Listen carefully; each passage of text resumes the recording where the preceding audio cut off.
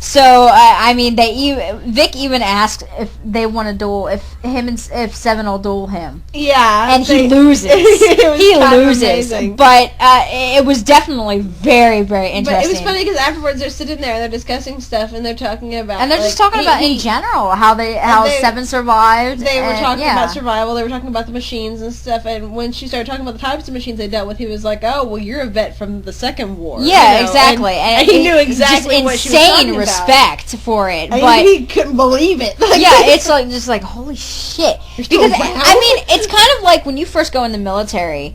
A lot of people, if you've never been in the military before or never had the chance to actually sign up for the military, there is a sudden, insane change through the various phases of when you're going through the military. When you first sign up to the military and you're telling people you signed up to the military and you're getting deployed. When I walked into the airport as we were getting deployed, everyone, it was kind of like you were a fucking king or a queen because people got out of your way. They had the courtesy. It was like you just suddenly lived in the world of, Pokemon. Everyone opened their doors for you, and they kind of did everything for you. And the reason why, I mean, you gotta think about it psychologically and sociologically. We respect that uniform, even if we don't even think about it to a certain degree. The minute you hear military, even if you don't believe in what the military is doing, there is respect. I mean, I was looking back on it, like before I got back in touch with the Rattles, I'll be honest, I had no respect for the military, and it's because of the fact that. Just a lot of stuff with the politics of our past few years, and the war that we've been in. When you think of the military, you think, oh, they're on the same level as the president, but really, it's totally different. When I started talking with Rattles and stuff again, found out she was in the military, and we really started talking about what the military was like, what people wanted. And the thing is, I started talking to people at work, and I found out there were other people at work who had been in the military. One guy in particular struck me so hard that I want to just kind of divert away for just a second to tell you the story, because it was late at night. I'm staying at work, and we're like me and him were like the only two people on the floor, and he was a supervisor at this point in time, and we're sitting there, and I was talking about a call I'd just gotten off of, and he mentioned the fact that his knee had been acting up, and I was like, and mind you, this guy's like my age, he's like 26 or something, 26 or 27, and so he's only a couple years older than me, and I'm talking to him, and he goes, I said, yeah, I saw you kind of limping around. Is your knee bothering you? You need some medication? Because I usually carry on the ibuprofen and stuff. And he was like, no. And he said, it's an old war injury. And I went, what? And he proceeds to tell me about how when he signed up, when he was younger than he should have been, lied his way into the military. He got in. He was in the military doing like mercenary type work for a while. And he goes on to tell me all these terrible things that he saw. I would have never guessed. I mean, this guy... Oh, yeah. Okay, to describe how this guy looked, like, picture some young hipster-type dude with, like, a little goatee... Maybe some piercings. Goatee beard combo, really dark hair, really dark eyebrows, like, black hair, black eyebrows. Usually dresses nice with a button-up shirt, and it's black, and just kind of, it seems like this shadowy, like, emo kid kind of, yeah. And he just starts telling me all this stuff, and I mean, he was really personable, really friendly and stuff, and I mean, just telling me all these terrible things that he saw, and all of these missions that he ran, and I just kind of sat there and listened to this guy talk, and it gave me so much... You honestly would have never guessed. It gave me so much respect. And, like, it wasn't just him. I have had a grandfather on my biological dad's side that was in the military. I used to hear stories about World War II from him and Vietnam. Then, because he's been in twice. And then there was a guy on the floor who was a sniper in Afghanistan, and we used to talk. Yeah. And so it was one of those things where I didn't have a lot of respect for the military. I had respect for some people in the military, because there were some jackasses that had been in the military that were working with me that really made me want to kick people in the face. Yeah. They pissed me off majorly. Because when you get out of the military, you do have that sense. You have an insane amount of confidence, and you kind of...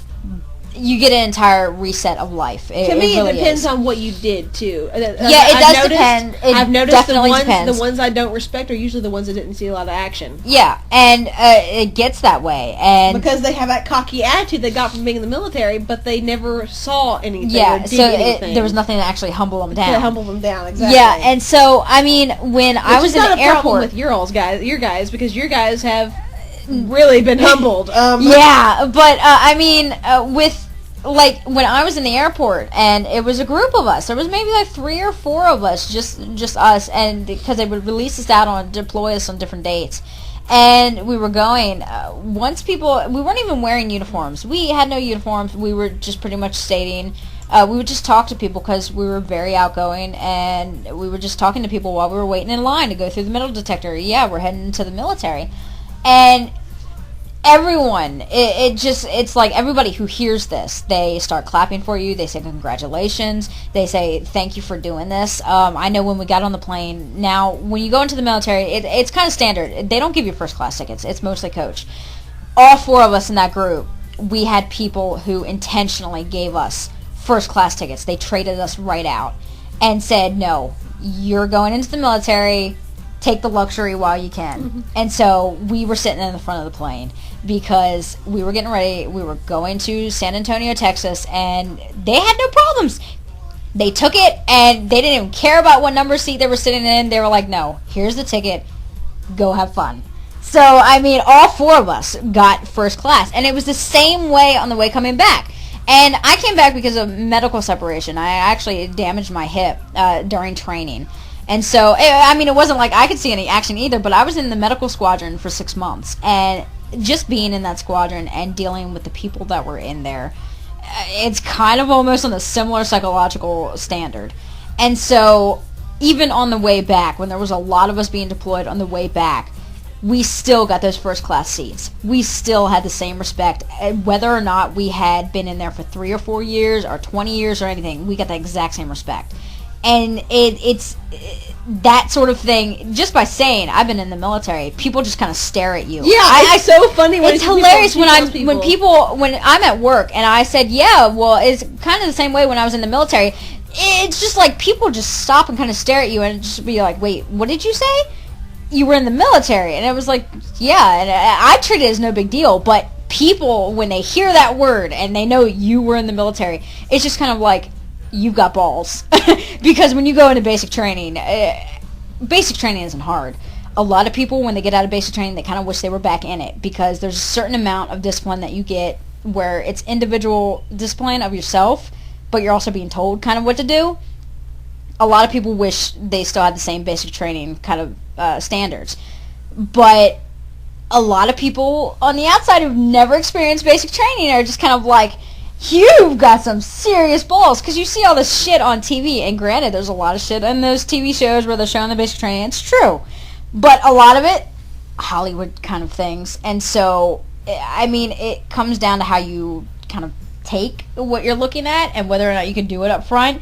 But, I mean, when you're shoved into it as fast as you are when you first get in there, I mean, the minute you hit the airport, and you're in San Antonio, Texas, that's where it starts. Once you're in the airport, you don't see your TI sergeant for another 7 hours, but I can guarantee you get an idea, because the minute you hear the clackers of, it's kind of like the sergeants would wear tap dance shoes. Mm-hmm. The minute you hear the clackers, even if you've never been in the military before, the minute you hear it, everyone shuts up, your spine's straightened, and you know exactly what you're doing, and you suddenly realize, fuck. and then, oh my god, from the airport, you guys know how large an airport is, the length of it. The bags that we carried, we picked up the bags, and we were told to run as a group in synchronization, left foot down, right foot down. Immediately, we ran from one end. No stopping, because if you stopped, you pretty much were sent right back home. You ran from one end of the airport with your luggage in hand. You could not flop it over your back, couldn't hang it on your back if you had a backpack. It was in your left or right hand. You ran through the entire airport, out the airport, about 1/3 of a mile down to the buses, and then that's where you got to rest. But you didn't stop until then. So that was kind of the very first thing. It wasn't a gradual climb at all. They gave you the instructions. It said pick up your bags, left or right hand. Don't put it on your back. You put it on your back, you're done. And you ran. And you prayed you got to that bus in time. Because the buses, once they filled up, and if the TI sergeants on the bus were timing you, if you didn't get there within a certain time, the bus would leave without you. So, and you would have to wait about 2 hours for the next bus. And as cold as it was when we left, even if it was in the middle of summer, you frickin' decided, hey, guess what? We're running. You would run for that bus. But, I mean, it's that same kind of respect. Vic has that same respect for 7. One thing I have to lampshade, and this is related to your whole military story here. Oh, Jesus. Is there's one thing I do have to say. Where she's been in the Air Force, one thing that was really lulzy for me is I was at an antique mall here in town, and I saw this jacket. It was an Air Force jacket, and I was like, oh, hey, it's an Air Force jacket. And then I went and took a look at it, and I had to buy it after I saw it. It was like $5. I was like, I gotta get this jacket. Because the name emblazoned on the front of it is Lewis. And I freaking died laughing so hard because it was Lewis. It's a bomber jacket. It's a bomber jacket. And it's actually from a section of the Air Force that no longer exists. Yeah. It merged with another department. Yeah. But yeah, I have an Air Force jacket that says Lewis on there. So I was so happy when she found it. I showed her so many pictures. I was spazzing over it. But yeah, anyway, back to Vic and his respect for 7. Another thing is, if you think, after being out of the military, now you can choose to kind of forget everything that you learned in the military. Don't count on it actually happening. My last fiance was in the military with me. We were both medically separated. Him for his back, me for my hip. If I know what story you're about to tell, and it amuses me. I think you do. But anyway, this is like 8 months later, nearly an entire year later after we're out in the military. It's over. We're walking through Walmart to pick up some stuff, and there is a sergeant in 4 stripes. 4 stripes, and this is just a regular staff sergeant. 4 stripes. It's pretty much, by the time you get out of the military, if you signed up for 4 years, you already have 2 stripes. So 2 more stripes, and you have already reached staff sergeant. So they really weren't a big deal. But Army, you could tell by the uniform, Army. And nobody really has an appreciation for the Army. You have an appreciation for the Marines. You have an appreciation for the Air Force. You have an appreciation for the Navy. But of course, it depends on what sector it depends on what, what branch you're in. The branches do have, competition guys. Oh, my God, do they ever. The Army was where the Air Force laughed at you. And we saw the Army uniform. And it was just a guy just walking through. But we saw the stripes. And that's all you really see on a uniform. And that's all that matters. The minute we saw the stripes, boom. We were in step, walking past this guy in step. We nod to the guy, acknowledge his presence, and we even address him as Sergeant. And he just acknowledges us back and keeps walking, just like we keep walking. But 8 months after the fact, when we never had to do that, and it just snapped right there, right in your head. And it's the training. And it's the training, and it really does kind of change you over. And it's half the time it's really funny, and other times it's like, holy shit, you have a miniature heart attack. You really do. I think some of my seizures come from this. Just how fast you were expected to do that. My brother, he's nearly at the top of the chain, and he still does this. And it's kind of a thing. If you've been in the military, you don't talk about your basic training experiences. Me, I blabber them off all the time because it was so much fun. It really was. But my brother, he's in the Marine Corps. He's been in the Marine Corps for nearly 12 to 14 years now. Has not said a word about basic training. When I came home, never said a word about basic training. But I can tell you, once I got in the car at the airport, I was happy that I was coming home. But once I heard my mom and dad start talking, and I realized nothing had changed, and I was really the only one in the military that had changed after those 6 months, I kind of wanted to tell them to turn around and put me back on the plane. Because I was like, nothing's changed. It's right back to where it was. And you jump back into that habit, but you still got this entire experience behind you. It's kind of like, So it was kind of weird, needless to say. But it was really funny because, when I started talking to you again, you're like, weren't you in the military? Yeah, because there was no change. I vaguely remembered you leaving for the military. Yeah, and there was really no change in personality. There's no change in personality. It's just kind of what you do that changes. And the way that you respond to things. Like, you guys will see that, actually, in Eaton's gang, because they really do. The moment Ward starts to put on the whole, I'm the leader here, they snap and right immediately fall into place. And it is realistic, and anybody who's been in the military that reads this comic, they're probably going to laugh at that, because it's so true. Yeah. Let's see. Vic with 8. Was there really any incidents with 8? I don't know. I don't think so.